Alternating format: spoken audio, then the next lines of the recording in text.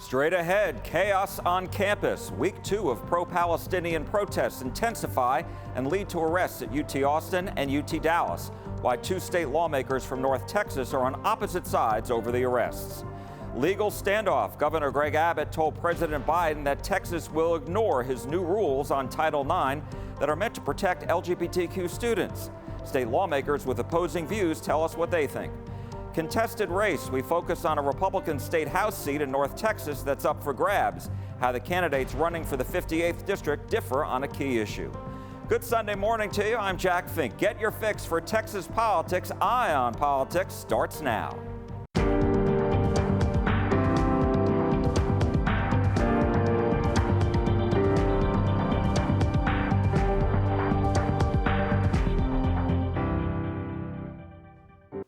Hello and welcome to Eye on Politics. Hope you're having a great weekend so far. We start with chaos on college campuses in Texas and across the country. Protesters are continuing calls for a ceasefire in Gaza and for universities to divest their investments from corporations that do business with the Israeli military. Here's a look at how some of these protests have played out over the past week. State troopers in riot gear responded to UT's flagship campus in Austin Monday and surrounded an encampment put up by pro-Palestinian protesters. When the crowd wouldn't disperse, police used chemical spray to clear the area. In all, police say 79 were arrested Monday, including 45 people not affiliated with the university. More than 20 people were arrested at UT Dallas Wednesday after police removed an encampment set up there. In an email shared with CBS News Texas from a Jewish student to campus administrators, the student wrote, quote, "I currently feel unsafe walking around campus. This feeling of discomfort is disgusting." We spoke with one of the protesters and a Jewish student on campus. It's very obvious. Administration, President Benson, they don't want to talk about divestment. They are not going to support our divestment campaign. And so we must occupy space at UTD. They should be allowed to have like a protest. The moment it crosses the line is whenever it crosses the time, place, and manner restrictions of freedom of speech. At the University of North Texas Tuesday, pro-Palestinian protesters held a demonstration at the Denton campus. It remained peaceful and there were no arrests. Violence erupted on the campus of UCLA, where dozens of protesters clashed with counter-protesters. There's people from all walks of life here who, they've experienced hardships in their life and they can't comprehend what it's like being Palestinian in Gaza or West Bank right now. One person was injured and had to be taken away in an ambulance. Some Jewish students complained that protesters blocked their ability to go to classes and that police did nothing to stop it. I agree with protesting on campus, but when you're actively having anti-Semitic occurrences on this campus, having all of these moments is really, really difficult. At Columbia University in New York City Tuesday night, police burst into a campus building that protesters had taken over and vandalized. Police arrested more than 100 people there. Jewish students report they were also blocked at times from going to classes. And in Tampa, police used tear gas on protesters at the University of South Florida. Officials say the protesters refused to disperse after they put up tents and used shields and umbrellas to protect themselves. U.S. Education Secretary Miguel Cardona sharply criticized threats being made against Jewish students at Columbia University and other colleges. He insisted the Office of Civil Rights in the Department of Education is continuing to investigate complaints it received of anti-Semitic acts on campuses. Cardona testified before a Senate Appropriations Subcommittee Tuesday. Hate has no place on our campuses. We do not condone and we definitely reject any calls for genocide or any calls for anti-Semitism or any anti-Semitism on campus. Texas Senator John Cornyn spoke on the Senate floor this past week against anti-Semitism and threats made against Jewish students on college campuses. He praised UT Austin's President Jay Hartzell's handling of the protests. He, with the backing of our governor and our other elected officials, made it clear that the university's rules would be enforced. As we've seen at college campuses across the country, uncontrolled, I should say, or out of control protests create a very dangerous environment for all students, the faculty and staff. They create an especially threatening environment for Jewish members of the campus community who are targeted solely based on their ethnic identity, or their religion. Texas's free speech law on college campuses changed in 2019 after Republicans in the House and Senate approved of new guarantees for free speech and freedom of assembly. It's not just for students, but also for members of the community at large. But the exception is if a person's conduct is against the law and if it is substantially disruptive to the campus. We spoke with Republican State Representative Matt Shaheen of Plano, who voted for that bill, and Democratic State Representative Ana Maria Ramos of Dallas, who voted against it. First, we hear from Representative Ramos, who says UT Austin and UT Dallas have not been transparent enough about their policy and actions. The universities have not expressed what activities were disrupted. And in fact, what was happening, and you can hear from many students, and I have staff who actually are students at UT, the police were there before the protests even started. The police were there to disrupt before the protests even started, before the students even officially got organized. One of the things that are one of the other provisions in this bill says that when they implement the policies and when the universities implement these policies to regulate this speech, they must be narrowly tailored. These institutions must implement policies that are, quote, narrowly tailored to serve a significant institutional interest. And so the universities really haven't been able to express that. One of the other provisions of this bill also speaks that they must provide ample alternative means of expression and that they may not take action that is going to anticipate any potential controversy. So all of these things the universities have clearly violated. Representative Shaheen disagrees with Ramos and says the protesters at UT Austin and UT Dallas were disruptive. Let's remember, these students, when they talk about Palestine and supporting Palestine, they're talking about supporting terrorists, right? Israel, again, was attacked by a terrorist organization named Hamas, which is connected to Palestine. So let's be clear that this is what this is about. But as heinous as that is, as heinous as their belief is, yes, they have the right to express those interests. They don't have to agree with Matt Shaheen or Governor Abbott or anybody else. They're free to do that, but they can't do it in a violent way, and they can't disrupt our campuses, which is what they're doing. And when you say the disruption, you're talking about the encampments, the tents, et cetera. I'm talking about that. I'm talking about physical abuse. I'm talking about threatening students, including Jewish students, and targeting them. So nobody's being arrested because they're expressing their free speech. They're free to do that. But what they're doing is they're violating other laws and other policies within the universities. And the universities in the state of Texas have the full right to do that. Coming up in a little bit later on Eye on Politics, we focus on a hotly contested race in the Texas House. A 10-year incumbent faces a challenger backed by top Republicans. But first, a legal standoff between Texas and the Biden administration. When Eye on Politics comes right back.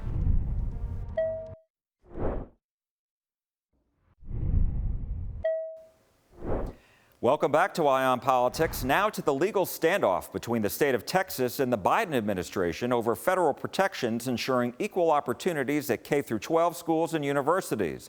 It's called Title IX, and now the state of Texas has joined other states in suing the federal government in an attempt to block the new rules put in place last month.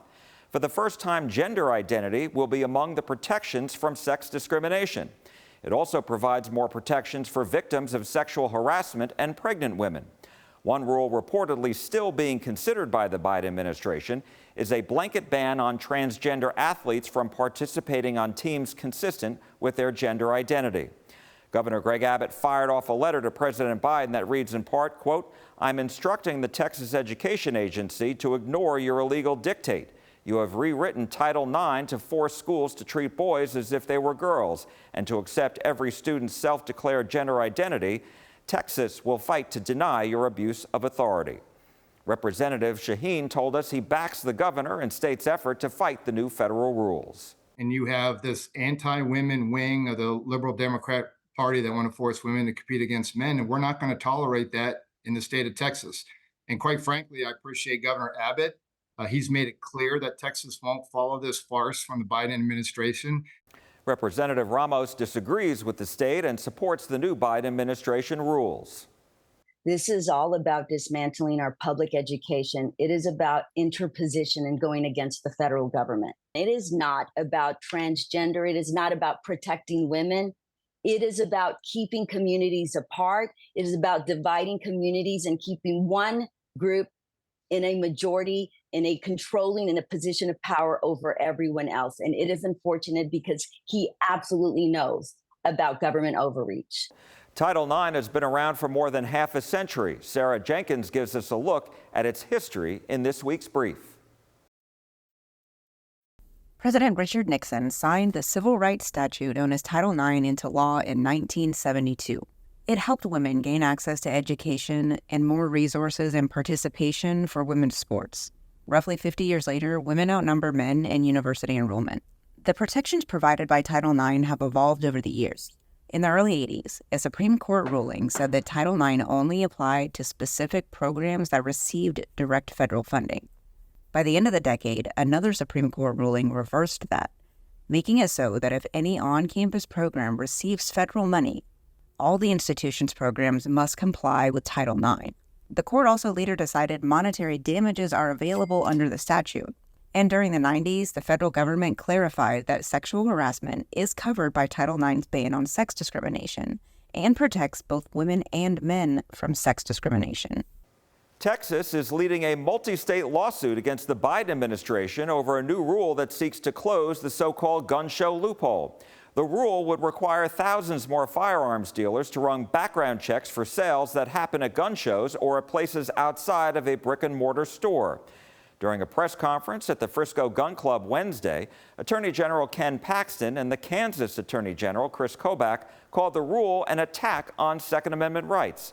I asked Paxton if he thinks this case will end up in front of the Supreme Court, and he told me that he believes it's possible.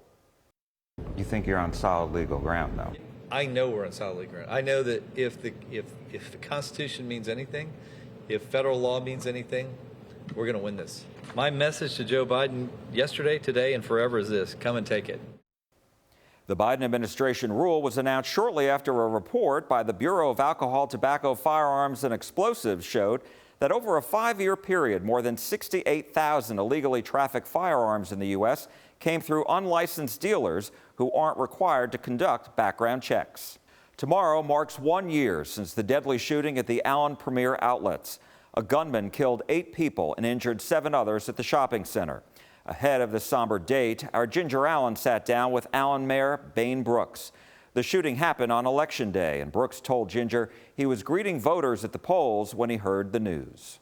Everybody just stopped, and we held hands in a circle, and I said a prayer. The community has always been strong, but through this year, there's been a lot of healing, a lot of praying. And I would say Allen's stronger. We've gone through a lot. The city of Allen is hosting a remembrance event at 6:30 tomorrow evening at the Credit Union of Texas Event Center. Coming up, a closely watched GOP primary battle between an incumbent and his challenger who's backed by top Texas Republicans, and one issue that separates them when Eye on Politics returns. A Republican state representative in North Texas is among the incumbents fighting to keep his seat. Dwayne Burns of Cleburne hopes to hold on to the 58th Texas House District in the primary runoff May 28th against challenger Helen Kerwin. The district includes most of Burleson, Joshua, Cleburne, and Glen Rose in Johnson and Somervell counties. Kerwin has been endorsed by some top Republicans, including former President and presumed Republican presidential nominee Donald Trump, Governor Greg Abbott, Senator Ted Cruz, Lieutenant Governor Dan Patrick, and Attorney General Ken Paxton. Kerwin is a former mayor of Glen Rose and a former Somervell County Commissioner. We recently attended an event in Joshua where she campaigned with Paxton and outlined her top priorities. Her campaign declined our requests to interview her. Of course, we all know the border. We know we have got to finish the wall, remain in Mexico, catch and deport. My next issue is empowering parents for school choice. I am all about families having a choice. in making decisions for their kids, their students, on their education. I believe educational opportunities need to be broad, and I think that families need to get involved. I know that the House Bill 1 did not make it through this session. There will be another one, and hopefully it'll be better. And then my third issue is eliminate property taxes. Who is all? Well, I've had a lot of questions on that, and I want you to know that I am learning about it. I'm ready to jump on board if you elect me. Representative Burns was first elected in 2014. Governor Abbott has campaigned for his opponent and against him after Burns voted against taxpayer-financed education savings accounts. We recently interviewed him about this, his top priorities, and his opponent's endorsements. Those endorsements are impressive. I think her Rolodex may be, bigger than mine. But really, those endorsements don't mean as much to me as the endorsements of the folks here in the community. And I have the endorsements of most of the mayors, the county commissioners, local school boards, and most of the local elected officials. But really, it's the endorsement of the individuals and the folks in this community that matter the most to me. None of the folks that you just listed can vote here in Johnson or Somerville County. And if one of them wants to move here and vote, I'll care more about what they think about this race. But many of those endorsements and all of those endorsements were made for one reason, and it's because I voted against the governor's voucher plan.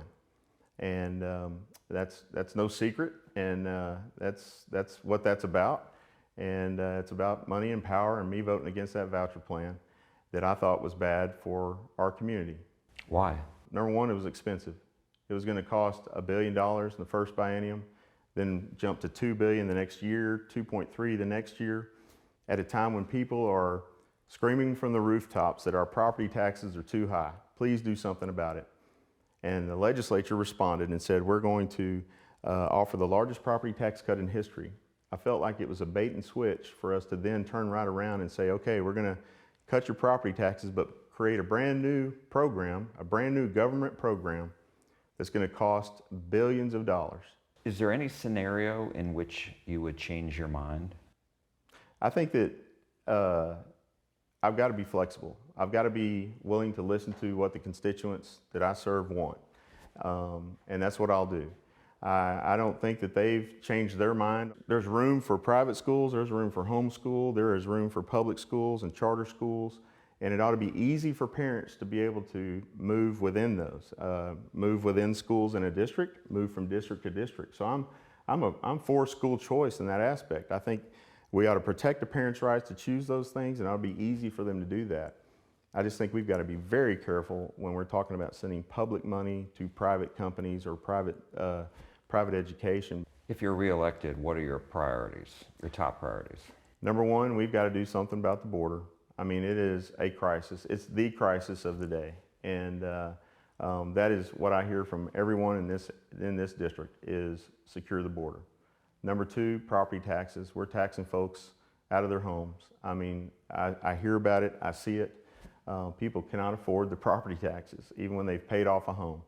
We've got to do something about that. And that means, whether that's reform, lowering them more, eliminating them, we've got to do something about that.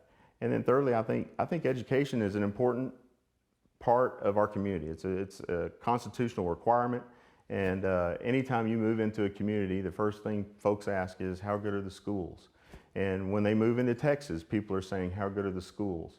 And when we visit anyone around here, they say, how good are the schools? And so we've got to support our schools. Governor Abbott reportedly criticized you in a report that I saw, and where he said, to be clear, I don't trust you on the border or any issue. How do you respond to that? Man, that hurts, honestly. I've had a great relationship with the governor for the last several years. I feel like I'm one of the guys he could go to take counsel, to talk about the process, about getting legislation through the House. I've carried bills for the governor's office. A few years ago, when the defund the police movement was moving across, well, the governor had a priority effort to stop that. He came to me, and I carried a pillar of that plan. There was a omnibus bill that had all of the tenets to the plan, but then he farmed those out to other members too in case something happened to the big bill. Luckily, the big bill passed, but I carried a tenet of that bill. I support the governor's efforts at the border. I always have. Do you support the idea of eliminating property taxes? I do. In fact, I've co-sponsored and signed on to bills and voted for bills that would do just that. I even carried a constitutional amendment that unfortunately didn't pass that said if we eliminate the M&O, maintenance operations part of your school taxes, that you couldn't create a new tax similar and call it something else and do an old bait and switch there. But yes, I am. And remember, we have placed the full interviews we've conducted on our website, CBS News Texas, and go to Eye on Politics. And that is all for Eye on Politics today. I'm Jack Fink. I am listening, and we are listening at CBS News Texas. Thank you for watching. I hope to see you again next week. And from all of us here, have a great rest of your weekend.